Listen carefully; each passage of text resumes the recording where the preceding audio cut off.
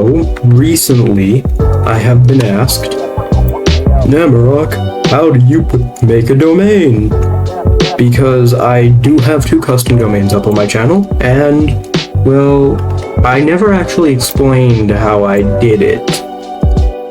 So, first thing you're going to want to do is you're going to want to make a moveset block. Then you're going to change it to custom. But before you do anything to your custom moveset, a little trick that nobody ever tells you, you can use a NOT gate, because as long as this input isn't being powered, you can leave that blank so it's always on. It's giving off a signal. So then if you set this to the same signal, this is always on. Also, another thing, with moveset blocks, it's different than character blocks. You want to make sure that they're at least as big as your torso so you can interact with it. Then under properties, always remember, replace skill if occupied so it doesn't mess up your skills. Then you want to change it to what, you can just change whatever settings you want here.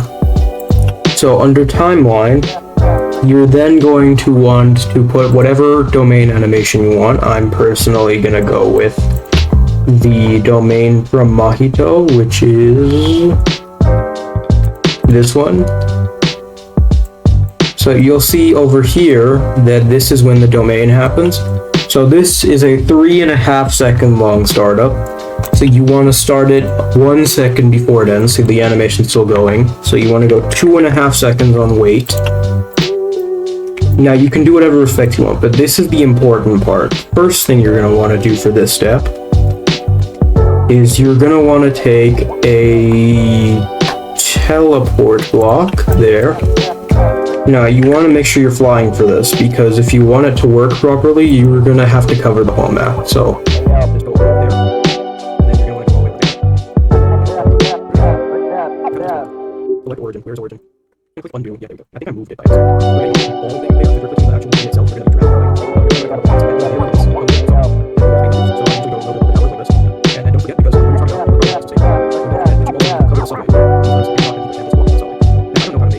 now next, you're going to want to go onto Roblox catalog, the sound ID catalog.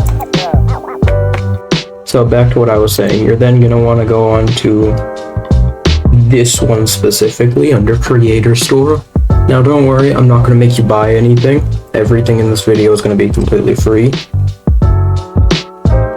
So you're then going to go to Audio. Then you're going to go to Trending Sound Effects. Then you're going to just search up Domain Expansion or whatever sound effect you want. This is just a general helpful thing to know, by the way. You can use sound effects in any moveset. It's just generally annoying when you have something as slow as mine to play on. So you can just choose any of these. So like this one, once it loads.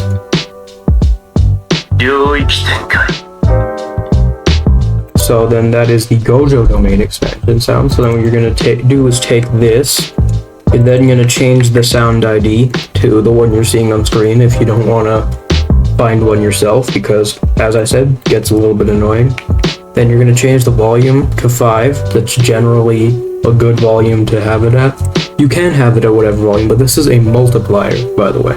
This isn't percent, so if it's on 5, that's 5 times the original volume. So if you want everyone to hear it, then go for something higher like 5. So this is global, meaning everyone hears it no matter where they are, so it's not location based. Then you're going to want to press the connect block. And first, now that you have your connect block in the builder done, you then want to get... Okay. You then want to get a connect block out over here. It's in the yellow section. And this is the signal. You can change it to whatever you want. I'm just going to say signal 1. So signal 1, because that's also a connect block, you can change this signal to signal 1. So and then the range is up to you. I chose infinite, but whatever you want to use, that's fine too. It really doesn't matter when it comes to these two, as long as you are within the range. Because what matters is this range. You want to set this to the highest possible value so you're able to use it even if you're really far away. It's like 1E plus 27 zeros. So then you want to change the output ID to whatever your teleport output is. So for example, if I fly up here, you're gonna see that this doesn't have an output ID. So let's just say teleport 1. So now when that receives the ID teleport 1, you will be teleported. Well, everyone in the radius will be teleported. Now you want to set this to the same thing. And you'll see it connects to the teleport block. So if I now go out of build mode, and I come over here and test the move out, it'll play the animation, and then I'll be teleported. So that's the first step. Now the second step, this is entirely up to you how you want to do this, but what you need to do is you want to make a space which is going to be the inside of the domain. Generally, you don't want it to be in a place where people will see it, and you don't want the walls to be breakable. So I'm just going to use this platform for a demonstration. You're then going to take this, and you're going to set the destination here. So once I respawn my character, 1, I'm going to play an animation, and then I'm gone because I am now here with the dummy, because the dummy is actually affected by teleport blocks, which a lot of people don't expect because like most blocks don't affect it. Now, this is a reason as to why you should always keep the domain floor especially, but also the walls unbreakable, because if you fall through your own domain, that's going to look really dumb on your part.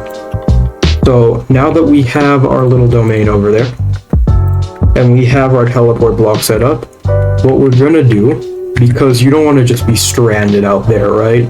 I mean, who's just going to sit there for like 4 minutes while they wait to die or something? What you want to do, you're going to set up another connect block next to the domain, and then you're going to say teleport 2 and signal 2. That's going to come in handy later. Then you're going to take another teleport block, and you're going to cover the entire area of your domain with it.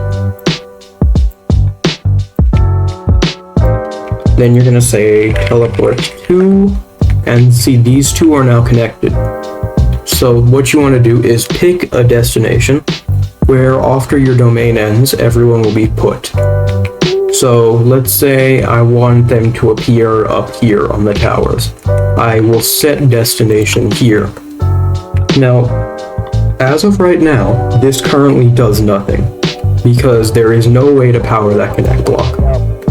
This is where the next part of the builder comes in. So then you're going to place a wait block for however long you want your domain to last. So for example, I want my domain to last 5 seconds. Don't make your domain last 5 seconds, you won't gain anything from it, but it is a way. Then you're going to put a connect block over here.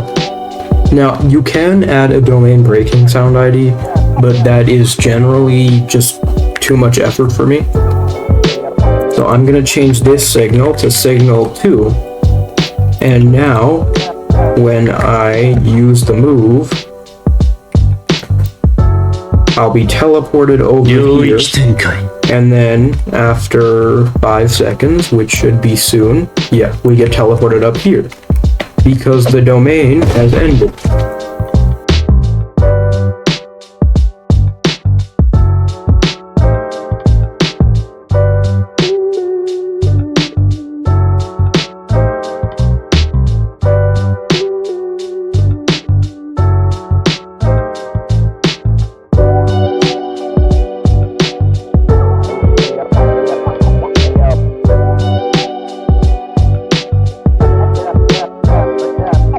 But if you wanted to like mess with people's screens, then something you can do is you can change it, so put a big hitbox, however big you want it. Now I do change the coordinates to 0, 0, so you can like mess around with it properly. Then under size, a good rule of like thumb is 60, 60, 60, which isn't so big that it's unfair, but isn't small enough to be that big of an issue. It's like you could definitely avoid this if you just skedaddled, but most people aren't going to skedaddle in time, so it's still fair. So then you can change the stun time to whatever you want, but generally 0 is always a good choice for domains, because if the domain isn't cancelable, then I don't think that was a well-made domain. Under damage, you want to set it to 0 as well. Always remember to fill in the values, otherwise it'll interpret it as nil, and nil doesn't have any value, so it won't do anything. Debris at 0 with this type of thing is always a good idea, but if you're going for like it covers the space and then the space gets destroyed look, then you can set the debris to anything you want, but unless you have a very strong computer, never set it below 1. 1 is like the minimum for your computer to survive, because with this large a scale, 0 means that there's no debris. But everything past 0 that's below 1 is the no-go zone. I don't actually know what happens when you set it to negative, and I don't intend to find out right now. Now you can set this to domain, but whatever damage type doesn't matter because it's not dealing damage. That only really impacts like Maharaga. Remember to make it unblockable. Then what you're going to want to do is branch target. Now what most people don't realize is branch target isn't like a target for the branch, it is like the branch that the target is going to do.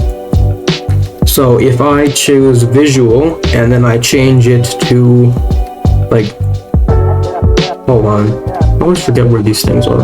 Screen color. Yeah. So if I set that to screen color, then you want it to be like a flashing effect. Now, fair warning to my epileptic viewers, this is going to be flashing lights. Now, that is 0.1 seconds.